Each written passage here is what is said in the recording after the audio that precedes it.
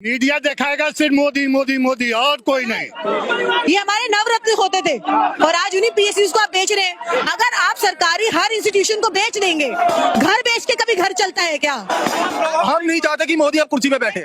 मोदी जी के सूट आ गए करोड़ों रुपए के। मोदी जी को कोई वीजा नहीं देता था, कोई विदेश में जाने की एंट्री नहीं देता था। आज अच्छे दिन है, पूरे वर्ल्ड में भ्रमण कर रहे हैं। इससे अच्छे दिन क्या आएंगे? मैं इतना कहना चाहूंगा कि आर्थिक मोर्चे पर और रोजगार के मोर्चे पर ये सरकार पूरी तरह फेल हो चुकी है। ये कह रहा हूँ कि ये जो संशोधित फॉर्मूले के तहत 4.2 रह सकती है, लेकिन वास्तविक स्थिति ये है कि 2 से भी नीचे हमारी अर्थव्यवस्था जा चुकी है, जीडीपी की ग्रोथ जा चुकी है। देखिए, वही बात है कि आज जब सरकार को मंदी के बारे में बात करनी चाहिए, बेरोजगारी के बारे में बात करनी चाहिए, सरकार जो है राहुल जी सोनिया जी के ऊपर फोकस करके ध्यान जो है मुख्य मुद्दों से हटा देना चाहती है। और इस समय सबसे खराब दौर, आर्थिक दौर हमारा देश उससे बेच रही है, उसको आप कैसे? देखिए, नौकरियां नहीं है, बेरोजगारी अपनी चरम पर है। इतने हालात खराब हो गए हैं कि रिजर्व बैंक से पैसा विड्रॉ करना पड़ गया है।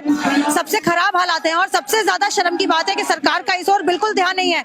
निर्मला सीतारमण जी बड़ी बेशर्मी के साथ कहती हैं कि अगले मार्च तक हम लोग भारत पेट्रोलियम को और एयर इंडिया को बेच देंगे। 1 लाख करोड़ रुपए जुटाने का लक्ष्य है, 1 लाख करोड़ रुपए जुटाने हैं, जरूरत है इकोनॉमी को लेकर। इकोनॉमी को लेकर जरूरत है तो सरकार जब अपने निजी खर्चों पर देश का पैसा बर्बाद करेगी, हाउडी मोदी के ऊपर करोड़ों रुपए बर्बाद करेगी, तो देश की संपत्ति को बेचकर ही पैसा जुटाया जाएगा। 6.5 लाख करोड़ जो है फिस्कल डिफिसिट पहुंच चुका है, कर्ज जो है अब जो है इसीलिए सब हो रहा है। बिल्कुल हो रहा है। जब सरकार के पास कोई आर्थिक नीति नहीं है, कोई विजन नहीं है, उनके पास कोई अच्छा आर्थिक सलाहकार नहीं है, अगर उन्हें कोई आर्थिक सलाह देता है उसको वो देशद्रोही का नाम दे देते हैं, तो कैसे इकोनॉमी ठीक होगी? मंदी का जी काम दाम एक तो बिल्कुल रहा नहीं, बिल्कुल नहीं रहा, बिल्कुल भी नहीं रहा। हर कोई रो रहा है। क्या काम करते थे आप? हाँ जी, क्या काम? पहले जॉब करता था, जॉब से निकाल दिया गया, निकाल दिया गया जी। कब?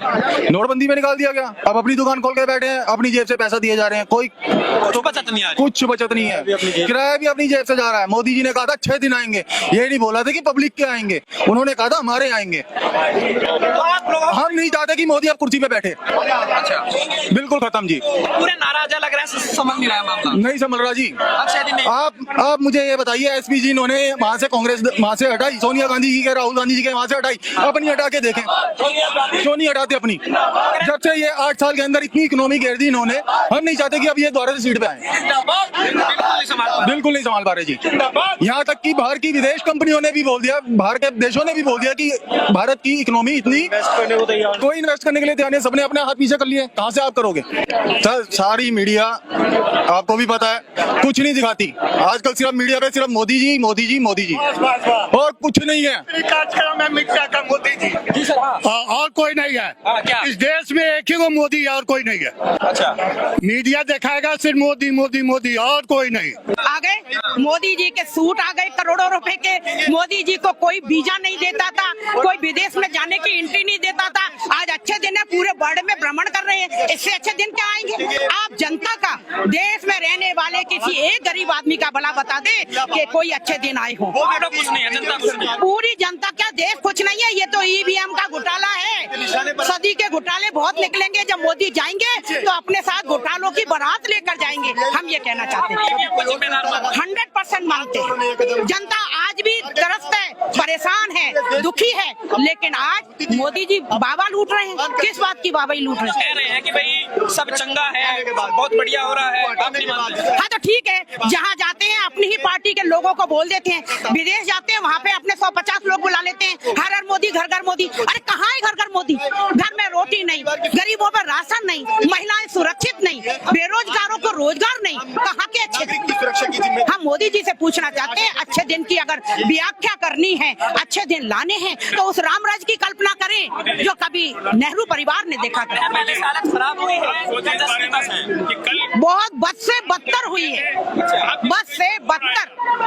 हमने विकास दिया, कांग्रेस ने एक काम किया, विकास दिया। सरकारी कंपनियों को बेच रही है, जो प्राइवेटेशन है वो। यही लोग, आपको पता होगा, यही लोग कहते थे एफडीआई आ गई, स्वदेशी और अपने विदेशी की बात करते थे। इन्हीं के बड़े बड़े नेता कोलगेट को छोड़कर दातून करते थे, टीवी पे देखा होगा। आज 90% देश में FDI है। बताइए, हाँ। अगर प्राइवेटाइजेशन जब कांग्रेस के टाइम में हो रहा था तब बीजेपी विरोध कर रही थी, आज उसी को कर रही है, तो आपको तो खुश होना चाहिए क्योंकि जो काम आप लोग करे उसको आगे बढ़ा रही है बीजेपी। लेकिन हम क्रेडिट भी तो उसी को मिलना चाहिए जिसने देश में काम किया है, जिसने विकास किया है।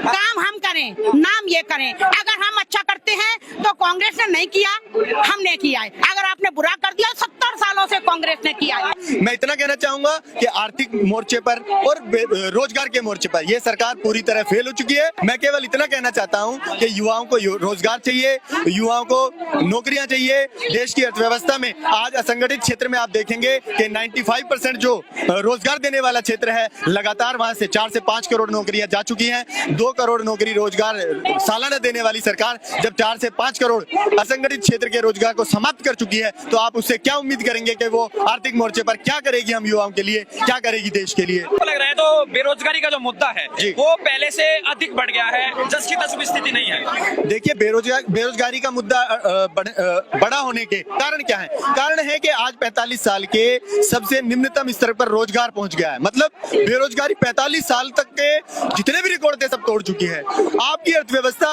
5 से भी नीचे, जिसको ये सरकार बोलती है कि हम 5 कि भाई 4.2 रह सकती है दूसरी तिमाही में। मैं ये कह रहा हूं कि ये जो संशोधित फॉर्मूले के तहत 4.2 रह सकती है, लेकिन वास्तविक स्थिति ये है कि 2 से भी नीचे हमारी अर्थव्यवस्था जा चुकी है, जीडीपी की ग्रोथ जा चुकी है। इसको सही नहीं मान रहे जो आंकड़े आ रहे हैं। मैं तो बिल्कुल सही नहीं मान रहा हूं, क्योंकि ये जो सरकार है, बीजेपी की सरकार, ये आंकड़ों की बाजीगर है। ये कैसे बाजीगर है? ये फॉर्मूलाज चेंज कर दिए।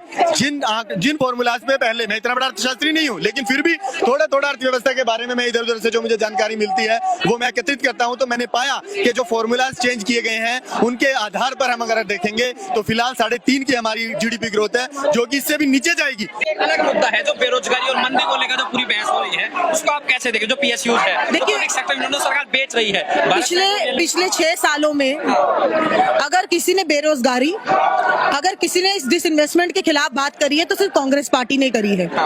हमको ये समझना पड़ेगा, 45 साल में इस बार सबसे ज्यादा अनएम्प्लॉयमेंट इस देश में है, 45 साल के आंकड़ों में। तो अगर ये देश के साथ हो रहा है, देश का जो युवा है वो रोजगार के लिए तरस रहा है, महिलाएं सुरक्षा के लिए तरस रही हैं, और किसान जो है उनको मुआवजा नहीं मिल रहा है, तो देश की राजनीति को कैसी दिशा और दशा दिखानी है, ये ऑपोजिशन का काम है। समय समय पे राहुल गांधी जी, सोनिया गांधी जी और प्रियंका गांधी जी भी यूपी से लेके असम से लेके दिल्ली तक हर मुद्दे पर अगर आवाज उठा रही तो कांग्रेस पार्टी तो उठा रही है, लेकिन सरकार के पास इन मुद्दों का कोई जवाब नहीं है। और जवाब नहीं है, इसलिए इस देश के अंदर इस अलग अलग तरीके की बातों को लेकर आते हैं, लोगों की भावनाओं के साथ खेलते हैं, राजनीति करते हैं। जो बेचा जा रहा है उसको आप कैसे देख रहे हैं? बिल्कुल गलत है। देखिए, हमारे पूर्व प्रधानमंत्री इंदिरा जी, नेहरू जी, राजीव जी, इन्होंने तो PSU बनाए, ये हमारे नवरत्न होते थे, और आज उन्हीं PSUs को आप बेच रहे हैं। अगर आप सरकारी हर इंस्टीट्यूशन को बेच देंगे, घर बेच के कभी घर चलता है क्या?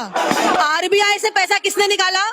70 साल हो गए। 70 साल में पहली बार ऐसा हुआ है कि किसी ने देश के अंदर, सरकार ने 1.5 लाख करोड़ रुपए RBI से निकाला।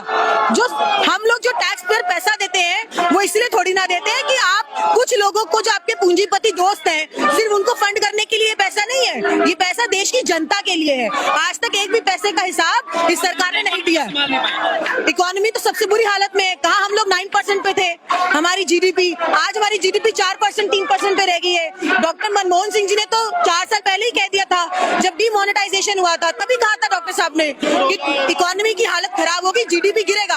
आज इस पे पेट पे जो लात पड़ रही है लोगों को असर दिख रहा है। आज अनरेस्ट पूरे देश के अंदर है, और ये अनरेस्ट अगर सरकार को दिख नहीं रहा, गलती क्या है? जो बेरोजगारी की जो हालत हुई है, कंपनी फैक्ट्रियां जो बंद हो रही है, देखा जा रहा है होंडा प्लांट मानेसर में बंद हो गया, और देश भर में कई जगह से ऐसी खबरें आ रही है। आ नहीं रही है, वो सच्चाई है, वो तथ्य है।